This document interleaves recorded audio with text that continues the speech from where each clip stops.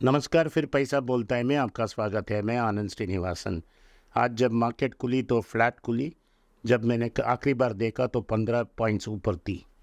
शाम क्या होगा पता नहीं। कल तो बहुत नीचे था मार्केट, लेकिन आफ्टरनून में दोपहर में मार्केट ने ऊपर रिवर्स करके ऊपर चला गया। बैंक निफ्टी तो 180 पॉइंट ऊपर है।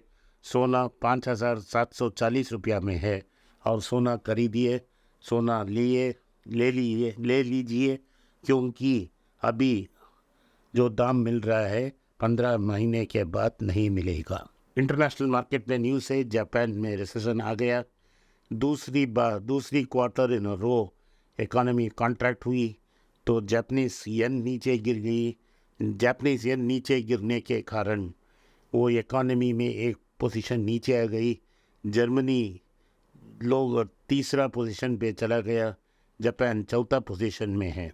इसका प्राइमरी कारण ये है क्योंकि येन वीक होने से डॉलर स्ट्रांग होती है, इकोनॉमिक साइज कॉन्ट्रैक्ट हो जाती है।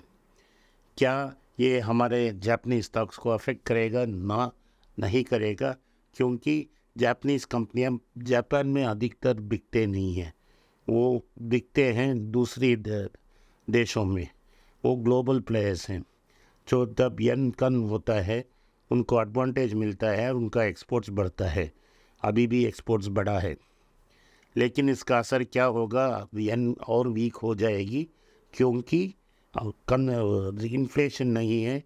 कंज्यूमर्स ने अपना जो कमा रहे हैं उन्होंने काट ली है।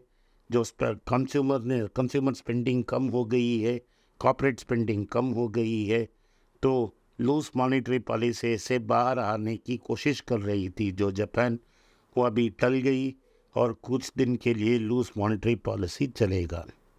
तो जापान में दूसरा प्रॉब्लम है, उनका पॉपुलेशन डिक्लाइन हो रहा है, जैसा चाइना और साउथ कोरिया में भी हो रहा है। तो इसे ठीक करने के लिए उनको इमिग्रेशन इंकरेज करना पड़ेगा। और तीसरी बात ये करना, रोबोटिक्स को यूज़ करना पड़ेगा। अगर ये करेंगे तो जापान सुधर जाएगा।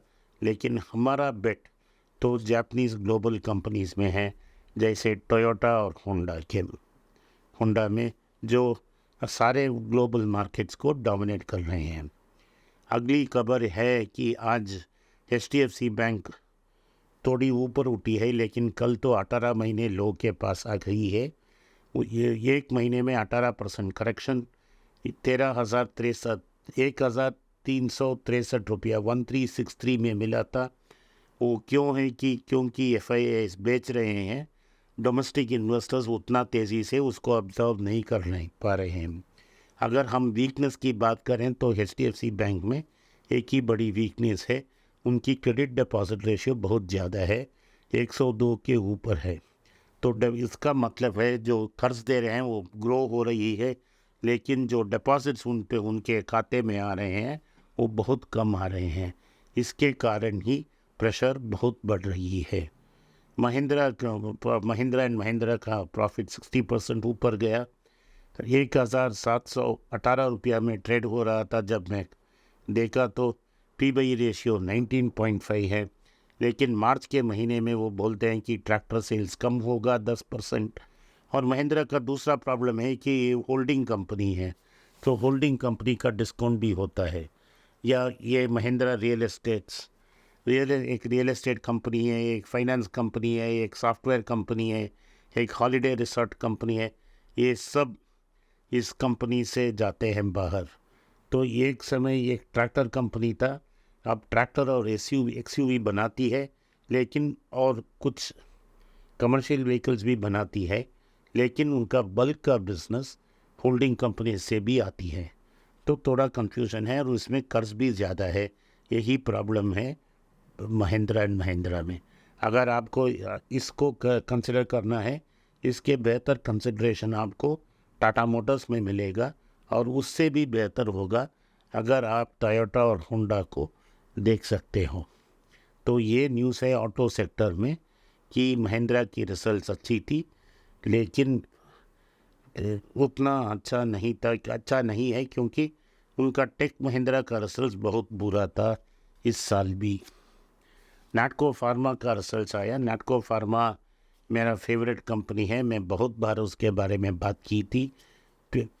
परसों तो उसमें 830 रुपया में था। अभी थोड़ी देर पहले जब मैंने देखा 900 के ऊपर ट्रेड हो रहा था।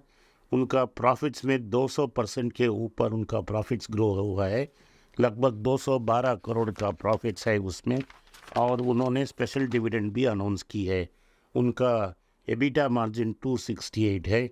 पी बाई रेशियो 12.5 है। डेट बहुत कम है, सिर्फ 0.05 है। तो आप इसको कंसिडर कर सकते हो। इस तो वो पेस्टिसाइड्स में भी एंट्री मार रहे हैं और नीच कटिंग एज कैंसर ड्रग्स भी बनाते हैं। तो आपको नाटको फार्मा कंसिडर करना पड़ेगा, क्योंकि इसका most of the earnings 3/4 of earnings जो है वो डॉलर में आती है। अमेरिकन मार्केट्स में ये वेरी स्ट्रॉन्ग प्लेयर हैं। तो हो सकता है कि 18 महीने में ये 2000 तक पहुंच जाए। तो वो समय भी वो 24 टाइम्स अर्निंग्स ही होगा, जो अनेक फार्मा कंपनीज के पी बाई रेशियो अभी हैं। तो यही न्यूज़ है। और तीसरा न्यूज़ जो मैं डिस्कस करना चाहता था, Hyundai इंडिया में आईपीओ प्लान कर रही है। उनको बेहतर वैल्यूएशंस चाहिए। कोरिया में उनका वैल्यूएशंस इतना अच्छा नहीं है, तो भारत में वो वैल्यूएशंस डीपन करना चाहते हैं और मार्केट को एक्सपेंड करना चाहते हैं। तो Hyundai एक आईपीओ की कोशिश कर रही है इंडिया में। और ये मुथूट फाइनेंस लिमिटेड, जिसके बारे में मैंने बहुत बार बताया है, ये गोल्ड लोन कंपनी है। उनका रिजल्ट भी आया है। उनका रिजल्ट बहुत अच्छा है। वो लगभग 14% उनका प्रॉफिट्स ग्रो हुआ है और एसेट अंडर मैनेजमेंट 23% ग्रो हुआ है और गोल्ड लोन्स उनके 22% ग्रो हुए हैं। 1365 के आसपास ये ट्रेड हो रहा है। ये बहुत अच्छा कंपनी है। 14 टाइम्स अर्निंग्स के आसपास है। लेकिन अगर आप ये कंसिडर करेंगे मनप्पुरम से, मनप्पुरम और सस्ता है, तो आप मनप्पुरम ही कंसिडर कर सकते हो। नहीं तो आपको चाहते हैं, रिस्क फ्री रहना चाहते हैं, तो आप इसको कंसिडर कर सकते, मुथूट फाइनेंस को कंसिडर कर सकते हो। और फाइनली इसके बाद में हमारे में टाटा प्ले एक जॉइंट वेंचर है डिस्नी हॉटस्टार, डिस्नी और टाटास के बीच में। इसमें टाटास की 50.4% स्टेक है, डिस्नी की 29.8%। उसका टर्नओवर आया था 4,499 करोड़। 105 करोड़ की लॉस थी इस कंपनी में। इस कंपनी से डिस्नी बाहर निकलना चाहती थी। आइडिया था कि जब आईपीओ होगा वो बाहर जाएंगे, लेकिन ये लॉस के कारण टाटा आईपीओ नहीं चाह रही है। तो बाईबैक की पेशकश हो रही थी। लेकिन अभी न्यूज़ आया है कि जियो ये 29% खरीदना चाहती है। अगर ये सक्सेसफुली हो जाता है तो ये पहले बार ऐसा होगा कि रिलायंस अंबानी फैमिली और टाटा फैमिली के बीच में एक बिजनेस पार्टनरशिप हो। अभी टाटास ने डिनाई की है और अंबानी भी कोई कमेंट्स नहीं किए इसके बारे में। तो पेटीएम का दाम और नीचे आया है। FIS ने 7,000 करोड़ के पेटीएम स्टॉक्स बेचे हैं। जब RBI ने बैन अनाउंस की तो उसके पहले ही FIS ने बेची थी। वो FIS जिन्होंने पेटीएम को बेची वो रिटेल इन्वेस्टर्स ने खरीदी। तो ये तो नुकसान रिटेल इन्वेस्टर का ये है। आज लगभग जब मैं बात कर रहा हूँ पेटीएम 320 में ट्रेड हो रहा है। तो आज का खबर इतना ही है कि वैल्यूएशंस बहुत स्वीट हैं। बहुत स्टॉक्स ऐसे हैं जो वैल्यू में हैं, जिनके बारे में अक्सर मैं बात करता हूँ। तो आप इनको कंसिडर करिए, लाभ उठाए। अगर आपने इस वीडियो को देखा और इस पॉडकास्ट में उपस्थित हुए, इसके लिए मैं आपका आभारी हूँ।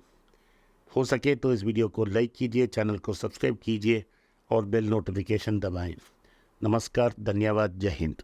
नमस्कार, फिर पैसा बोलता है में आपका स्वागत है। इस फरवरी के अंतिम हफ्ते मैं दुबई में हूँगा। जो मुझे दुबई में मिलना चाहे 24 और 25 फरवरी में मैं दुबई में इवेंट करने वाला हूँ। जो भी दुबई, अबू धाबी, शारजा और अन्य एमिरेट्स में हैं और मुझे मिलना चाहते हैं, वो मुझे मिल सकते हैं। नीचे एक व्हाट्सएप नंबर है, ईमेल है और एक गूगल फॉर्म है, उसको इस्तेमाल कीजिए और फिल इन कीजिए। मेरे टीम आपसे संपर्क करेगा। धन्यवाद, नमस्कार, जय हिंद।